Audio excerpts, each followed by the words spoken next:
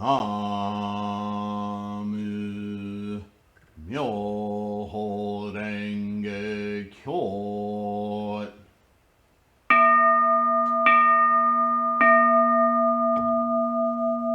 Namu Myoho Renge Kyo.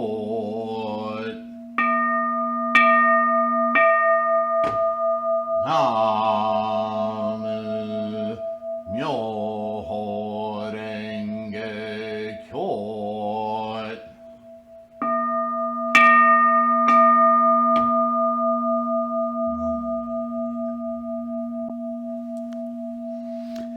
Hello again. Thank you for being here. Namu Myoho Renge Kyo. I thought, because I've recently been talking about different sections of Gongyo, and I've gotten some really great responses from all of you, I would encourage you to do something that I decided to do many years ago regarding, actually, the only part of the Gongyo I haven't really talked about is the final verse section. We're going to perform a little bit of a skillful means on ourselves here. This final verse section of Part C of Gongyo is prefaced by, as usually as form dictates throughout the Lotus Sutra and many sutras, that after delivering a sermon, a lecture, an interlocution, Shakyamuni Buddha then recaps the meat and potatoes of the discourse in verse. So it's a review, but in the review, there are particular insights that stand out. And what I want you to try to do as you're performing Gongyo, once again, to not be hung up on the words, but to perceive the meaning. I think it was a great device for me. It was an aha moment, and I think it may be of use to you. Go ahead and read the lifespan of the Tathagata chapter out of the Lotus Sutra itself. Don't rely on the translation in the back of the Gongyo book. That's just an idea. It's very contemporized, but I'm going to read from the H. Kern 1880s translation of the Lotus Sutra. Even though it's old English academic scholarship, it's still very good.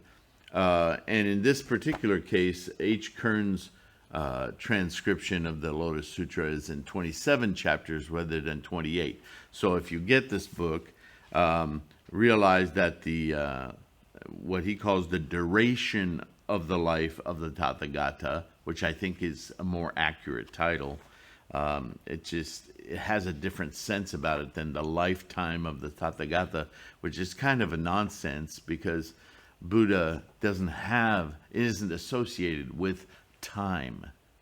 That's a core concept, and by calling it a lifetime, it's kind of misleading. You see what I mean about cultural biases? But so here he is, an English academic, and he recognizes that it's about the duration of the life, existence, if you will, of the Tathagata. And it's the 15th chapter in his book, whereas in every more modern transcription of the Lotus Sutra, there are 28 chapters, and so the duration of the life of the Tathagata comes out to be the 16th rather than the 15th. Anyway, don't let that confuse you too much. I just thought I'd mention it. So here's the trick, or here's the device, the means, the skillful means I'm going to ask of you to do.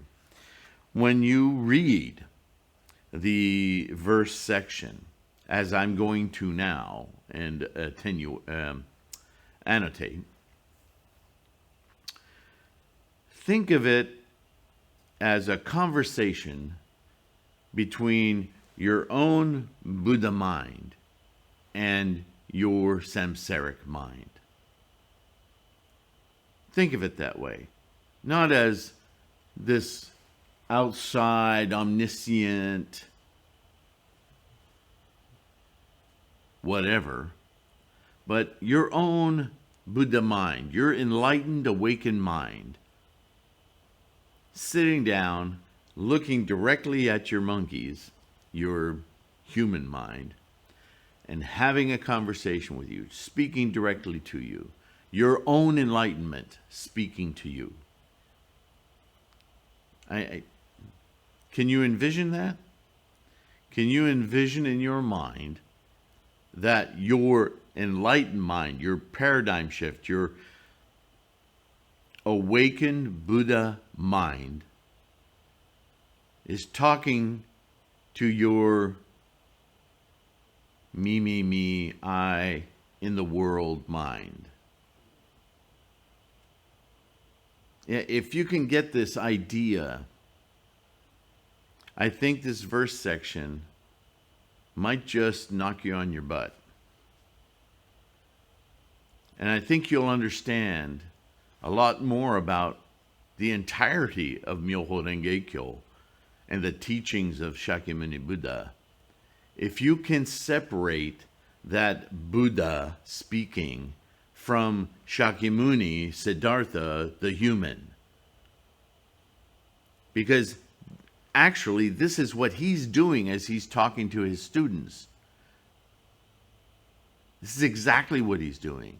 He's saying, okay, here's Shakyamuni, I'm talking to you, and now here I am, Buddha, which is you and me. Buddha is a universal thing, but it's not outside of ourselves. Remember Nichiren, don't look for this Gohanzen outside of yourself. Don't look at your Buddha wisdom, your Buddha nature, your Buddha-ness as something outside of you. Because what's outside of you? We know this. It's you. Self and environment are the same thing. We're just a group of distinctions within one whole. WHOLE. This is, I know the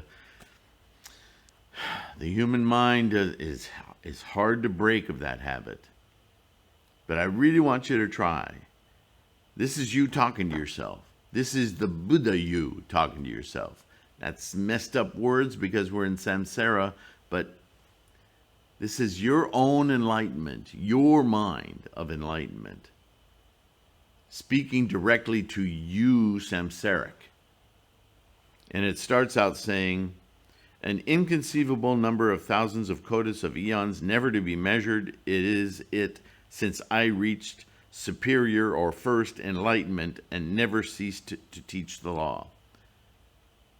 In other words, I've been here all along, buddy. This clear, unattached, amazed, loving, compassionate mind that sees everything as it is, all phenomena as it is, without classifying, naming, distinguishing. I've been here all along, buddy. I have been here all along. Not I, you. I, me. Buddha has been here all along. My lifespan is irrelevant to your samsaric little instantiation. What you're doing is incredible because you're talking to me finally. I'm here. I'm here to guide you. Been here all along. And for the few moments that you're in samsara, you can actually communicate with me. Me. And do this to yourself. I'm not talking about Sylvain me. I'm talking about the Buddha me. I roused many bodhisattvas and established them in Buddha knowledge. I brought myriads of kotas of beings, endless to full ripeness in many kotas of eons. My Buddha, your Buddha, has been experienced by many bodhisattvas before you, by many samsaric instantiations. See, they're like timeless communication here. I brought myriads of kotas of beings, samsaric beings, endless to these realizations, endless, time irrelevant. As many as you can conjure, because they all found me, Buddha, my Buddha. I show the place of extinction, like I'm going away.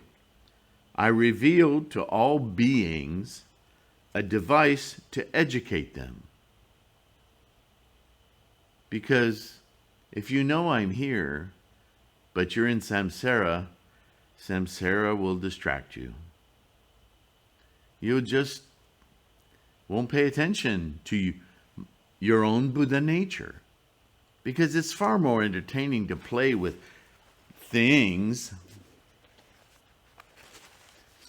But you got to know that nothing of this is extant, real. It's all so temporary that you're investing your whole reality into things which, by the way, is also very temporary.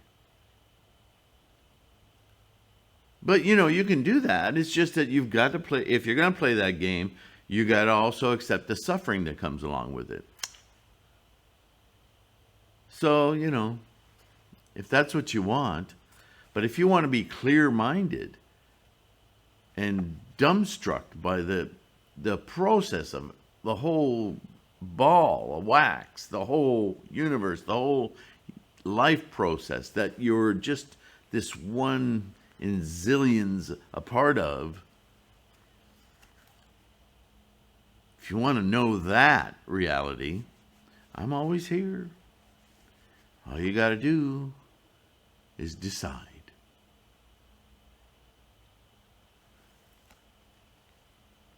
Albeit I do not become extinct at the time, and in this very place continue to preach the law. In other words, just because you don't pay attention to me doesn't mean I'm not here. You have the Buddha mind, the Buddha clarity, the Buddha knowledge. You're just not paying attention to it. You're just going into the sleep of samsara, entertaining yourself with toys, baubles, temporary things. There I rule myself as well as all beings, because all of life contains me, Buddha. I, as all beings, but men of perverted minds, in their delusion, do not see me standing there. They just don't pay attention to their own enlightened minds. They're completely wrapped in the monkeys, in samsara. Most beings, right? In the opinion that my body is completely extinct, mom and dad aren't home, we can do whatever we want. What is it? The cat's away, the mice will play. They pay worship in many ways to the relics, but me they see not. And that's a reference to, well, we knew of Buddha. He was a great philosopher. See, this is the mistake of seeing Shakyamuni as the encompassing Buddha. And so there are temples with relics of him, a finger, a robe, whatever. It's kind of a weird, like I've said, religions are death cults. They're all about death.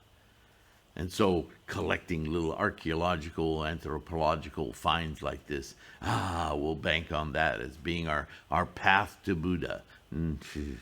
Nothing could be more samsaric, right? You're attached to things. So he calls those people perverted. In the opinion that my body is completely extinct, they pay worship in many ways to the relics, but me they see not. See, Buddha's always here. Buddha is the life process. Buddha is integral to our existence, yours and mine. They feel, however, a certain aspiration by which their mind becomes right. Somehow they pervert their minds into thinking, well, if I know that he existed, past tense, then, at least I have that on my side. I can pray to that fingernail that I found. It's total abortion, right? When such upright or pious, mild, and gentle creatures leave off their bodies, then I assemble the crowd of disciples and show myself here on the Giridra Kutta. Now, this is a reference to at the time of death, when baubles and things don't have much importance anymore. You'll come to experience me again, even if just for a moment, before you become extinct. Because I've always been here. Because I isn't a way to talk about Buddha. Buddha is this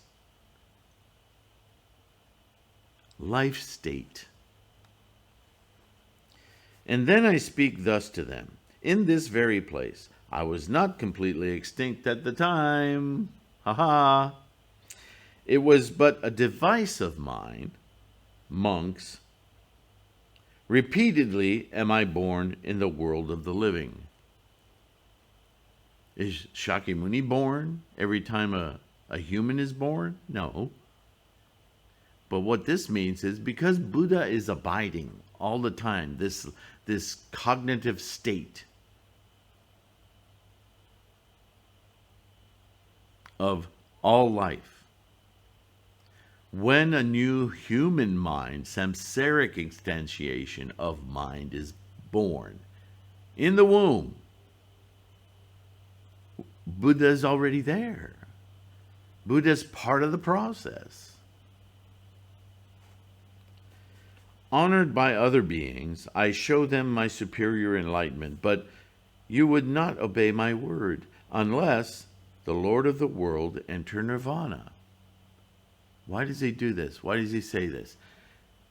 We betray our own enlightenment because we're so distracted by worldly things, samsaric things. I see how the creatures are afflicted by this delusion, right? But I do not show them my proper being because they wouldn't understand. Their capacity is completely obliterated by their fascination. You ever seen a little baby's face? Wow, samsara! Wow, this is amazing! Buddha? What do you mean? What are you talking about, Buddha? Look at this stuff. I'm going to put everything in my mouth, right? You look at a little baby, you learn a lot about Buddhism. I see how the creatures are afflicted, but I don't show them my proper being. Let them first have an aspiration to see me. Man, if this isn't a core teaching of Nichiren's, then I will reveal to them the true law. You decided to live in this samsaric reality and chase after all these temporary, fleeting pleasures. You're going to suffer. Life is suffering. Samsaric life.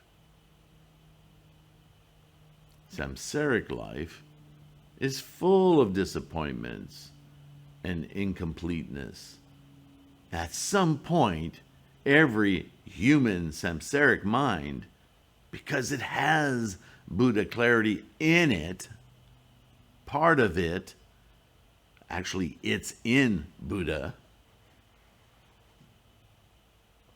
at some point you're going to say to yourself, how the hell do I get out of here?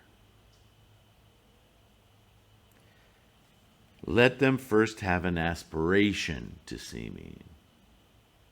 I don't understand what's going on. Why am I here? What am I supposed to do? You already are calling on your own Buddha. And if you're not a Buddhist, even if you are a Buddhist, you don't even know it. That's what you're doing, aspiring to experience your Buddha mind. Then I will reveal them the true law. This is your path. While you're in samsara, this is how you get to Buddha. I'll show you.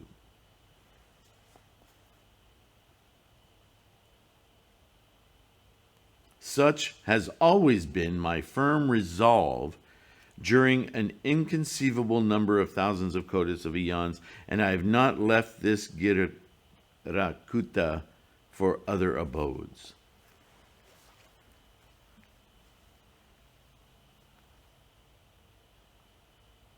This clarity of mind is part of the life process itself, of which we humans are only this little tiny, teeny tiny percentage of its instantiation, its manifestations. We're just like suns and planets, but there are far more suns and planets in the cosmos than there are human beings. We're a very special group, a group in this samsaric wild that get quite obsessed about being us. And we forget about this huge picture, right? And at some point, we look up in the stars and we start to wonder. And Buddha, our Buddha, is watching us. We're watching ourselves in this drama. And when creatures behold this world and imagine that it is burning, even then my Buddha field is teeming with gods and men. This is the struggle for our enlightenment. I'm here, I have a handout. I want to show you how to alleviate all this suffering. But you have all of these attachments keeping you from hearing me, from seeing me, from experiencing me. This is your Buddha talking to you. They dispose of manifold amusements, cotus of pleasure gardens, palaces, and aerial cars. 3,000 years ago, aerial cars, this field, in other words, is embellished by hills of gems and by trees abounding with blossoms and fruits. There are a lot of distractions in samsara. And aloft, gods are striking musical instruments and pouring a rain of mandaras, by which they are covering me, the disciples and other sages who are striving after enlightenment. All these distractions, this looking outward for something to save us. That's not where it is. So is my field here, everlastingly, but others fancy that it is burning. In their view, this world is most terrific, wretched, replete with numbers of woes. Many kotis of years they may pass without ever having mentioned my name, the law, or my congregation. That is the fruit of sinful deeds. Sinful cultural bias, right? But basically, your Buddha is saying, this is all about your attachment to this temporary, fleeting, ephemeral world. You're choosing the pleasures of that world, even though it pains you. Because you just can't let go of that one beautiful sensation of apple-flavored Jolly Ranchers. You just won't let it go.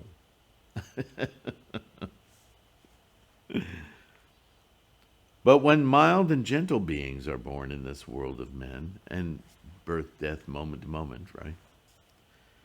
They immediately see me revealing the law owing to their good works. We practice. We practice and we knock on the door and we work on it every day. And we have moments. We have moments as we're chanting Myoho Renge Kyo, as we're reciting this very Gongyo. And when we stop, we feel it. We know something's happening. Our mind has shifted. But our monkeys are calling. It's really hard to stay in that beatific, amazed state that makes you want to giggle or cry, or that samsara struggling with Buddha. I never speak to them of the infinitudes of my actions. I'm not a braggart. I'm just here. I'm you. Therefore, I am properly existing since long, and yet declare the jinas are rare or precious. The consciousnesses, the experiences. I know. It's rare to be human. It's precious. I understand why you're attached to it. Your Buddha is speaking to you like a parent, like a loving, compassionate parent.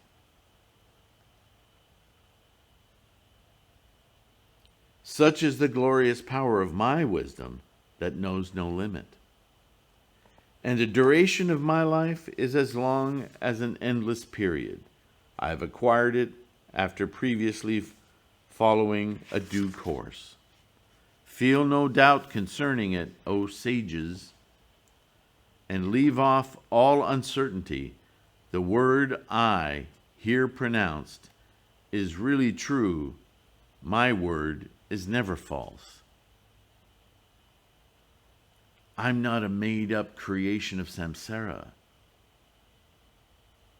Buddha, perception, mind of Buddha, is an aspect of the formations of life. It's always here. It abides. Just like energy. Don't say energy is Buddha, though. You would be mistaken. Don't say consciousness is part of energy. No. All of these are distinctions and delineages of samsara. Buddha isn't that. Buddha isn't knowledge. Buddha is a lens. And only in our human samsaric mind can we peer through it. Isn't that a conundrum? That the very location of suffering, human life, is where we have the unique ability to be in this life and enjoy all of its baubles, like the baby, but also with the vision that frees us, not eliminates. Suffering continues, but frees us from the attachment to suffering. Because life, by its nature, is full of things and letting go of things.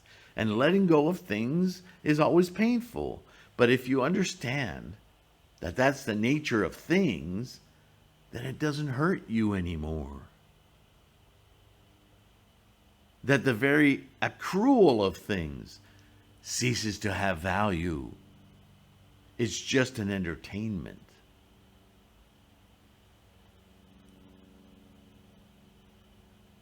For even as the physician skilled in devices for the sake of his sons, whose notions were perverted, said that he had died through his... Remember the story of the skilled physician?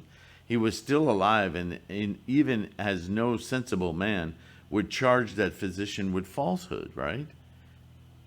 He tricked his kids into taking the medicine so that they would be healed. This is how your Buddha mind cooperates in a way with your fascination with samsara. But it's too easy to forget. So am I, the father of the world, the self-born, the healer, the protector of all creatures. Knowing them to be perverted, infatuated, and ignorant, I teach final rest, myself not being at rest.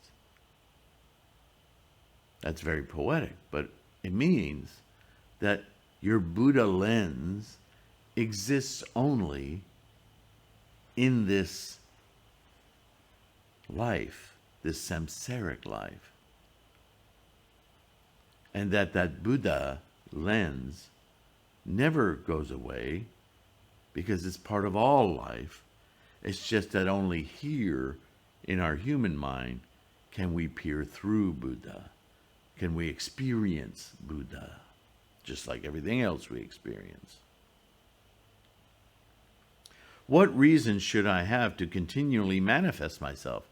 This is why we don't have a reincarnation of Buddha. We don't have people waking up in Texas going, I'm Buddha, right? Buddha is a state all living life, all samsaric has, you and me and everyone we know. It's not up to a man or a woman to pop out of their woodwork and go, okay, I'm taking over the mantle. Come see me. I'll teach you. I'm Buddha. No, that doesn't happen.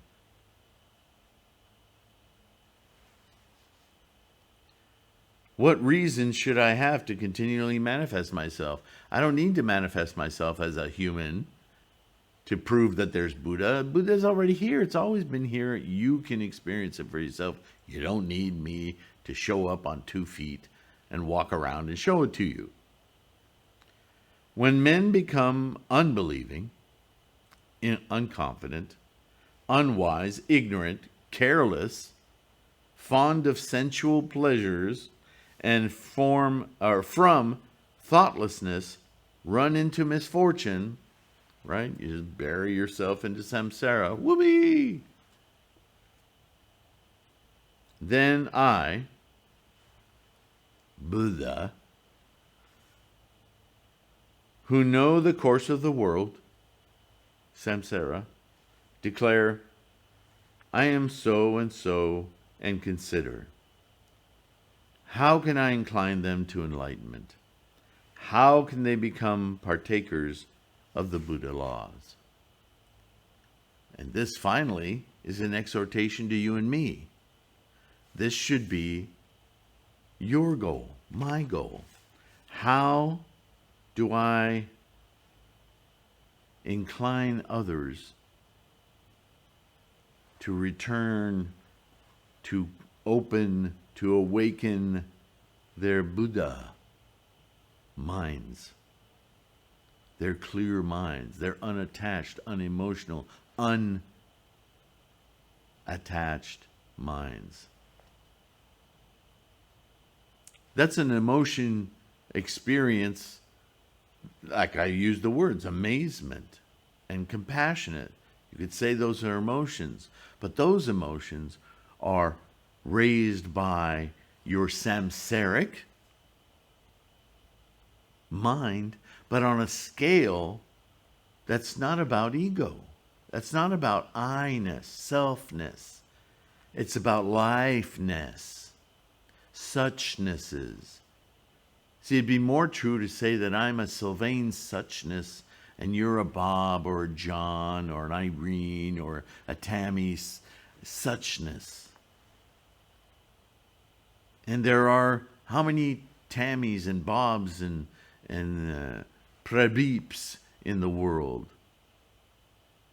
right? And Asvagoshas and Letitias, and how many of them are you in samsara throughout time? They all have their own suchnesses. But see, that's a better word. They're just characteristics. identifiable distinctions. There is no box of Sylvain. Unless you cremate me, I guess you could say all the ashes are little Sylvains. I don't think that works. Because Sylvain isn't this, right? Sylvain isn't even my words. Sylvain is my attitudes and intents. And my intents and attitudes, if they're born of Buddha-ness, they have a far more reaching effect than if it's just this sack of meat throwing words out. But the truth is, that's always at play. We're just either ignorant of it or embracing it. And this is our Buddha talking to us, reminding us, yeah, I'm here waiting to parent your life, waiting to give you better clarity, better purpose, better understanding where your place is in all of life and how magnificent this rare opportunity is. And sure, you can piss it away if you want. It's not up to me to stop you. It's up to you to stop you. It's up to you to raise your desire, your single-mindedly raising of your mind to awaken what's already there. You've just buried it underneath all this great stuff. It's an intimate conversation. I don't know. I hope that helps you. It made me consider the words of Shakyamuni's teachings quite differently. But it's hard to hang on to. So maybe as you do Gongyo, maybe that will produce results, different results. Try it. If nothing else, I hope it helps you to come up with your own insights.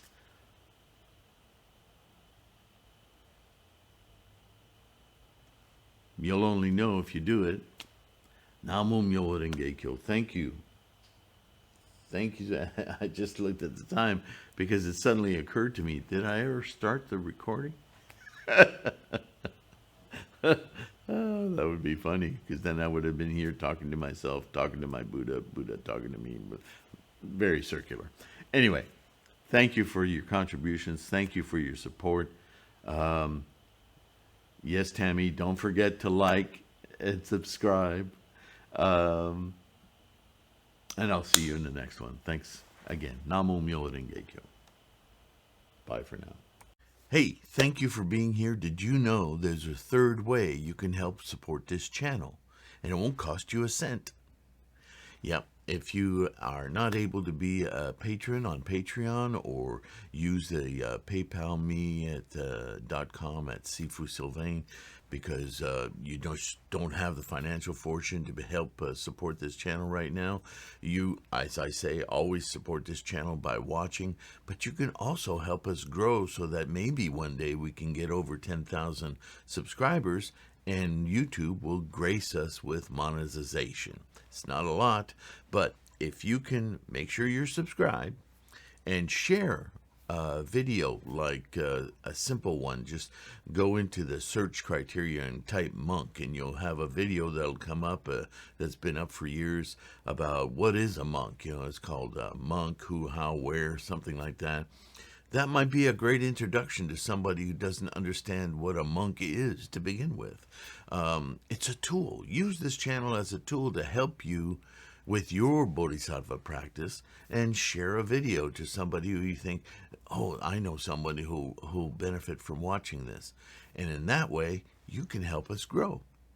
And that's a really good way to help your practice along as well. So just wanted to drop that in on you in case that's something that you might find useful. Take care of yourself again, and I'll see you soon. Bye.